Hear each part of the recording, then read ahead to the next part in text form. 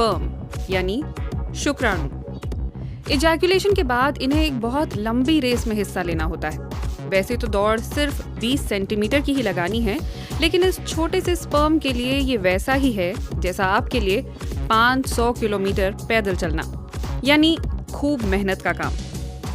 बहुत से स्पर्म तो योनि के अंदर जिंदा रह ही नहीं पाते क्योंकि ये एसिडिक होती है। वजाइना वाले वीडियो में मैंने आपको इसके बारे में बताया था। इसके अलावा इम्यून सिस्टम कीटाणु समझकर इनकी जान लेने लगता है, यानी इस सिलेक्शन प्रोसेस के अगले राउंड में वही पहुंच पाता है जो फिट है। यहाँ स्पर्म अपनी मंजिल की तरफ बढ़ रहे होते हैं और वहाँ एग फैलोपियन ट्यूब से नीचे आना शुरू करता है। सेक्स के दौरान जब महिला को ऑर्गेज्म होता है तो वजाइना, यूटेरस और सर्विक्स तीनों एक साथ कॉन्ट्रैक्ट होने लगते हैं। इसका मकसद होता है स्पर्म्स को आसानी से अंदर धकेलना।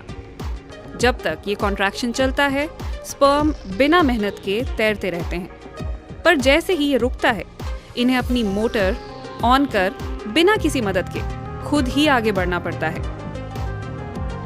इजैकुलेट यूं तो चिपचिपा होता है, लेकिन यूटेरस के अंदर पहुंचकर इसकी चिपचिपाहट कम हो जाती है, जिससे शुक्राणुओं के लिए तैरना आसान बन जाता है।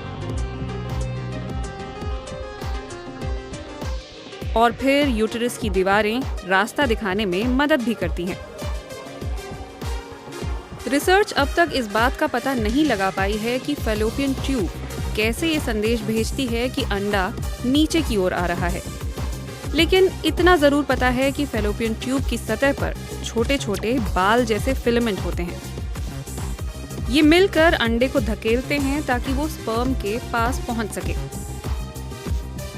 सोचिए, हर स्पर्म इसी रेस में लगा होता है। हर किसी की कोशिश होती है कि वो सबसे पहले एग तक पहुंच जाए। यानी आम जिंदगी में किसी लड़की को इम्प्रेस करने के लिए जिस तरह से लड़कों के बीच में कंपटीशन चल रहा होता है, शरीर के अंदर भी वैसा ही कुछ हो रहा होता है। और जहाँ तक बात लड़की को इम्प्रेस करने की है, तो ऐसा सिर्फ इंसान ही नहीं करते हैं। कुदरत ने लगभग हर जानवर, हर परिंदे को ऐसा ही बनाया है कि नर को मादा के करीब जाने के लिए बहुत मेहनत करनी पड़ती है। खैर, इस पर किसी और दिन बात करेंगे। फिलहाल देखते हैं कि हमारा स्पर्म कहाँ तक पहुँचा है। वैसे कई स्पर्म तो रास्ता भटक जाते हैं और फैलोपियन ट्यूब में ही अटक कर रह जाते हैं। इस दौरान अंडा प्रोस्टाग्लैंडिस नाम का एक केमिकल रिलीज करता है। ये केमिकल स्पर्म्स को सही रास्ता दिखाने का काम करता है। अब मंजिल ज्यादा दूर नहीं है। अंडे की सतह पर ग्लाइकोप्रोटीन्स होते हैं। स्पर्म को बस वहीं खुद को अंडे से जोड़ लेना है। और अब आखिरी काम बचा है। पूरा जोर लगाकर सिर अंडे के अंदर घुसाना है और पूंछ को वहीं बाहर ही छोड़ देना है। जैसे ही कोई स्पर्म ये करने में कामयाब होता है, अंडा अपनी बाहरी परत को सील कर देता है, यानी रेस खत्म। सेकंड, थर्ड, फोर्थ पोजीशन पर आने वालों का यहाँ कोई काम नहीं है। वो बाहर बैठकर अपनी परफॉर्मेंस को कोस सकते हैं। ये तो बात हुई सेक्स के दौरान इजैकुलेशन की। मास्टरबेशन यानी हस्त मैथुन के दौरान भी ऐसा ही होता है। वैसे इस वीडियो सीरीज की शुरुआत से मास्टरबेशन के बारे में लोग कमेंट सेक्शन में कई सवाल करते रहे हैं।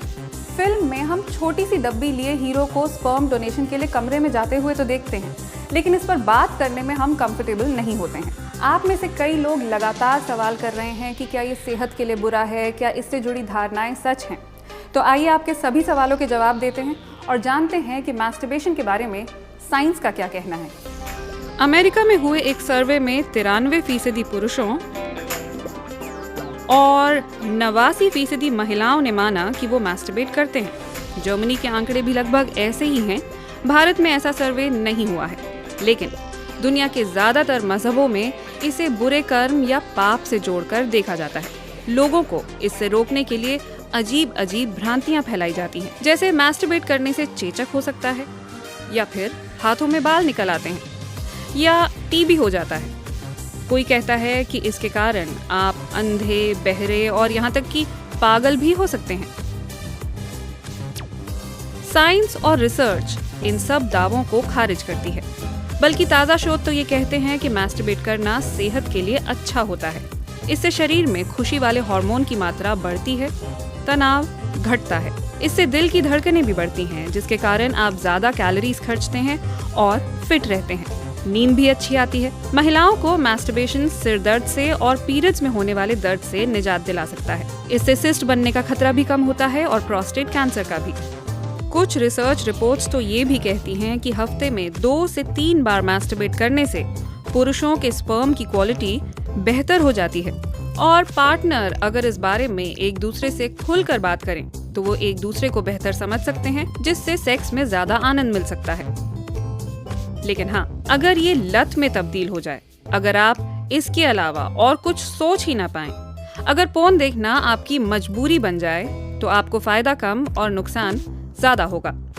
यानी लड़का हो या लड़की, ये किसी के लिए भी बुरा नहीं है, लेकिन किसी भी चीज की अति बुरी होती है, इसकी भी। वैसे चड्डा जी के स्पर्म की तरह मैंने भी पिछले 5-6 मिनट में इतनी बार मैस्टरबेशन कह दिया है कि आई होप आपको इसे सुनने की आदत पड़ गई होगी। और यही इन वीडियोस को बनाने का मकसद भी है, उन मुद्दों पर बात करना जिन पर लोग अक्सर बात करने से शर्माते हैं, कतराते हैं। वीडियो पसंद आया हो तो इसे लाइक और शेयर और हमें सब्सक्राइब करना बिल्कुल ना भूलें। अगले